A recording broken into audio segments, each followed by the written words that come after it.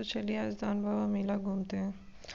तो यह दान बाबा मेला जाते हुए और ये शायद चद्दर जा रहा है। हमारे यहाँ इस तरह से मज़ार पर चद्दर जाते हैं लोग, बड़ी अच्छी तरीके से भीड़ में सजाकर और अच्छे अच्छे लाइट लगाकर घुमाते हैं। और कुछ लोग बैंड बाजे के साथ घूमते हैं, नाचते और नाचते हुए चादर लेके जाते हैं और अंदर मस्जिद में बाबा को चढ़ाते हैं। तो चलिए दिखाते हैं मेला में क्या क्या हुआ और हमने कितनी मस्ती की। तो हम लोगों ने पहले अपनी बाइक को रख दिया मेरे हस्बैंड के स्टूडेंट है उनके घर पर। वाह, ये है मेरा फेवरेट कॉर्नर। तो ये सब मैं बाद में दिखाती हूँ। चलिए पहले मज़ार के अंदर चलते हैं और दिखाते हैं कि ये रहा मेला का गेट और वो रहे चद्दर, लाइट्स जो पीछे दिख रहे होंगे। इस तरह से लोग सजा कर लाते हैं और डांस करते हुए आते हैं लोग और आकर एंजॉय करते हैं रास्ते भर और फिर चादर को आकर मज़ार में चढ़ाते हैं। तो समथिंग उस दिन रात में 11 कुछ बज रहा होगा, हम लोग मेला आए थे। तो मैं पहले ही बता दूं कि ये मेरे पूरा ब्लॉग जो है वो एक दिन का नहीं है, मैं 2-3 दिन मेला गई थी और कुछ वीडियो लेकर मैं एक साथ आपको शेयर कर रही हूँ। तो जिस दिन फर्स्ट डे हम लोग गए थे, शायद उस दिन 11 बज रहा था रात, किसी पार्टी में गए थे, शादी वगैरह में। तो वहाँ से जाते वक्त मेरे हस्बैंड बोले कि चलो थोड़ा घूम के आते हैं। तो जस्ट मैं वहाँ घूमने के लिए गई थी थोड़ा बहुत। उस दिन मज़ार के अंदर नहीं गई थी क्योंकि हम लोग जनरली खा पी कर या फिर उस कपड़े पे मज़ार के अंदर नहीं जाती हूँ। तो मैं उस दिन गई और बाहर से ही प्रणाम कर कर थोड़ा घूम फिर कर और वापस चली आई। तो ये रहा मज़ार का बाहर का लुक और इसके साथ मेरे बचपन की बहुत सारी यादें जुड़ी हुई है क्योंकि मैं इसी सिटी में रहती हूँ और यहीं पर मेरा शादी भी हुआ है। तो बचपन से मैं घूमी हूँ अपने फैमिली के साथ, पेरेंट्स के साथ। तो ये अभी नया रिन्यू हुआ है और पहले कुछ अलग टाइप का था। और साइड में ये दुकानें दिख रही होंगी, सामने ये बहुत ज़्यादा भीड़ रहता है, बट अभी बहुत ज़्यादा रात हो चुका था जिसके कारण थोड़ा भीड़ कम गया था। ये दूसरे दिन की है जब हम मज़ार पे गए और मैंने उस दिन प्रसाद चढ़ाया था। तो चलिए मैं मज़ार के अंदर लेके चलती हूँ और दिखाती हूँ कि वहाँ कैसे क्या करते हैं लोग और क्या होता है।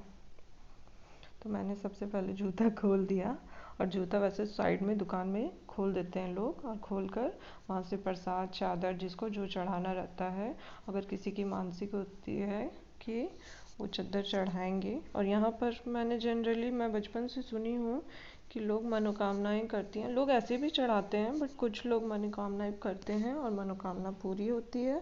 उसके बाद लोग धूमधाम से चादर चढ़ाते हैं।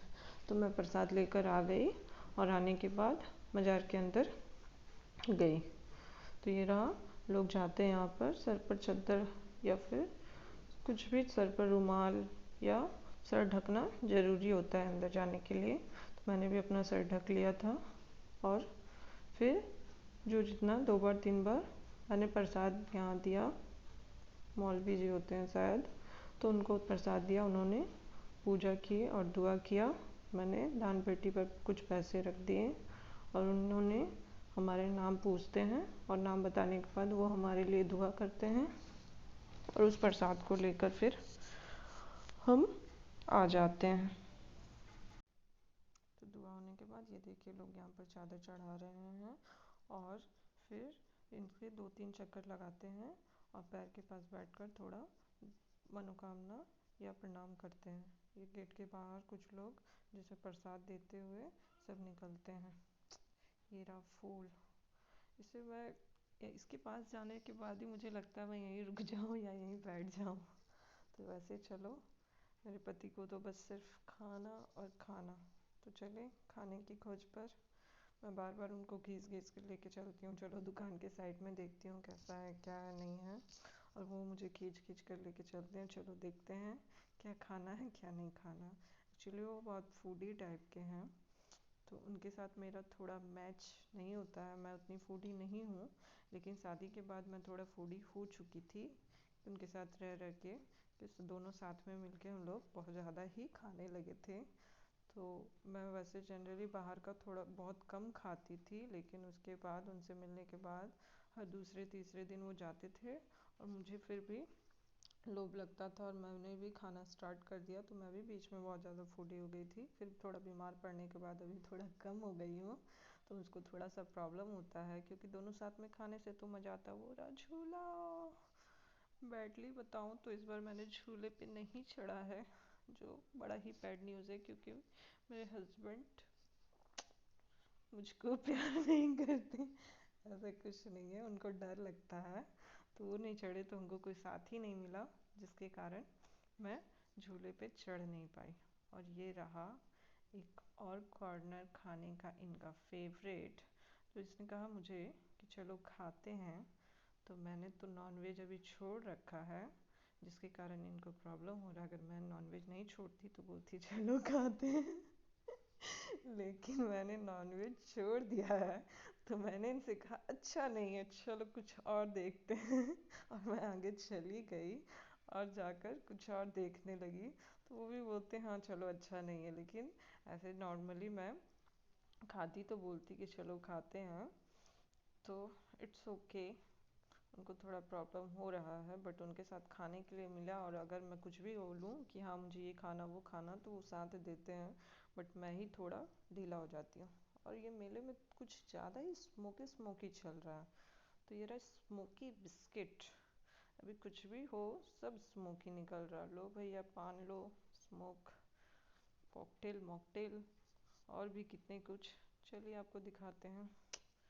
झूल नहीं पाई, बट झूला से इस बार बहुत ज़्यादा ही अट्रैक्टिव लुक था, जो मैं आगे आपको इस वीडियो में दिखाऊंगी। और बड़ा ही कमाल किया था इस बार झूले ने, और लुक भी बहुत सुंदर था। कुछ वीडियोस हैं मेरे पास जो मैं झूली नहीं थी, लेकिन मेरे भाई ने मुझे दिया है। तो ये रहा। और अगर मुझे दिया जाए ना, तो सच्ची बता रही हूँ, मैं हर झूले पे झूल जाऊँ सारा दिन, क्योंकि झूला मेरा फेवरेट है। और मेरे हस्बैंड का डर, दोनों का कॉम्बिनेशन बहुत बेकार हो गया इस फील्ड में। तो ये रहा मेले, झूले के ऊपर से मेले का लुक। वाओ, ये बच्चों के झूले, और बहुत दूर तक देखिए लाइट लगा हुआ है, और बहुत सुंदर लगता है झूले के ऊपर से। हाँ, तो मैं बताने वाली थी, ये जो मतलब लोग झूले पे चढ़ रहे थे और चढ़कर कुछ पेपर टाइप के कटे कटे नीचे बिखेर रहे थे झूले के ऊपर से, जो पूरे मेले पर इस तरह से उड़ रहा था। और इतना सुंदर लुक आ रहा था, इतना सुंदर, मैं तो देख के ही खुश हो गई। उस समय अगर मैं उस पे होती तो वाह वाह वाला मोमेंट रहता। तो कोई नहीं, चलो कोई बात नहीं। ये छोटे मोटे खेल जो होते हैं, बचपन में खेलती थी। ये बैलून वाला, पापा को बोलती थी बंदूक चलाना। हाँ चलो एक और लुक दिखा देती हूँ। तो इस तरह से ये पूरे मेले में बाहर से इस तरह से देखो, देख ही पा रहे होंगे, झूले से लोग फेंक रहे हैं और ये पूरे मेला में इस तरह से उड़ रहा है। तो बहुत सुंदर लग रहा था और बहुत ज़्यादा ही अट्रैक्टिव था। तो इस बार ही शायद नया था ये, बहुत ज़्यादा अच्छा था, बहुत ज़्यादा। कोई नहीं, चलिए बाय बाय टाटा, और क्या बोल सकती हूँ। तो ये रहा बंदूक और वो रही बैलून्स। बचपन में बस शायद फोड़ती थी, बहुत ज़्यादा शौक था। बंदूक पकड़ूंगी, डर था, माहौल था, बंदूक पुलिस ये सबसे थोड़ा डर लगता था। ये रहा मथुरा केक, और ये है इयररिंग्स। मुझे इयररिंग्स कलेक्शन का बहुत ज़्यादा शौक है, पता नहीं कुछ सालों से बोल सकते हैं। पहले मैं नहीं पहनती थी, बहुत छोटे छोटे, बट अभी कुछ सालों से मुझे इयररिंग का बहुत ज़्यादा शौक है। तो मैं जब भी जाती हूँ मेला या फिर कहीं भी घूमने, कुछ लूँ चाहे ना लूँ, एक आध इयररिंग्स ज़रूर लेकर आ जाती हूँ। तो देख सकते हो और ये ऑल्सो मेले में मुझे हमारे घर की एक गुरुमा मिली थी। तो मैंने अपने हस्बैंड को मजाक मजाक से बोल दिया था कि मुझे एक टेडी बियर चाहिए आपके इतना बड़ा। तो ये रही बुआ और उनकी बेटी और गुरुमा भी है साथ में। तो वो चली गई हमको मेरे हस्बैंड के इतने बड़ा टेडी बेयर दिलाने, और मुझे पता ही नहीं था। तो लास्ट में मैं सोची कि वो उनकी इनके लिए ले रही है, बाबू के लिए ले रही है। फिर मेरे हस्बैंड ने कहा नहीं वो तुम्हारे लिए ले रही है। तो फिर मैंने बहुत फोर्स किया, उसके बाद उसने राजी हुआ कि ठीक है चलो नहीं ले दी, क्योंकि मुझे अच्छा नहीं लगता है और मैं ये अपने हस्बैंड से ही लेके रहूँगी। और ये रहा एक और स्मोकी कॉर्नर, धुआं धुआं। तो इस तरह से इसमें कुछ कोल्ड ड्रिंक्स वगैरह और फ्लेवर वगैरह दो तीन मिला रहे थे और मिलाकर से घुमाकर कुछ स्मोकी डाल रहे थे। और हाँ, सडनली मेले पे बारिश आ गया था, जिसके कारण हम लोग भीग चुके थे। भीगने के बावजूद भी हम लोग मेला घूमे। तो ये रहे स्मोकी पीने वाले। और बुआ, चलिए देखते हैं ये तैयार कैसे होता है। तो देख सकते हैं कि इसमें कुछ बहुत सारे फ्लेवर्स, लेमन और स्प्राइट्स, थम्स अप, सोडा, शायद कुछ ये सब सब तरीके से मिलाकर इसे स्मोकी बना रहे हैं। और स्मोकी बनाकर बर्फ़ वर्फ डालकर दे रहे हैं। ये रही उनकी जो हमारी गुरुमा है, उनकी बेटी की बेटी है। और ये वाला तो बहुत अच्छा था और बहुत सुंदर, मतलब घुमा के जो निकाल रहे थे तो वो बहुत ज़्यादा अच्छा था। और ये रहा मीठा। मेरे हस्बैंड को इतना ज़्यादा मीठा पसंद है कि कोई हद नहीं है। और पता नहीं, शायद ये मेला जो है 9 मार्च से स्टार्ट होता है और समथिंग 10 दिन कुछ रहता है। तो इस बीच वो कितना जो खाए होंगे मीठा और जलेबी, पता नहीं। आइसक्रीम और जलेबी हर दिन वो, मतलब शायद 500 जलेबी खा जाते होंगे। और स्पेशली वो मतलब छनवा के ले आते हैं, क्योंकि जलेबी जो होता है ना वो मतलब बड़े बड़े बनते हैं। तो स्पेशली ये दुकान से शायद उनके दादाजी का बहुत जान पहचान है पहले का, तो वो जाते हैं और वो बोलते हैं बना के देने के लिए, तो उनको वो बना के देते हैं। तो इस तरह से वो 2 या 2.5 पेज का शायद बोलता है। तो वो खड़े रहकर 1 किलो 500 एवरीडे बनवा के लाते हैं और लाके खाते हैं। तो मीठा मुझे तो बिल्कुल भी पसंद नहीं था, बिल्कुल भी नहीं।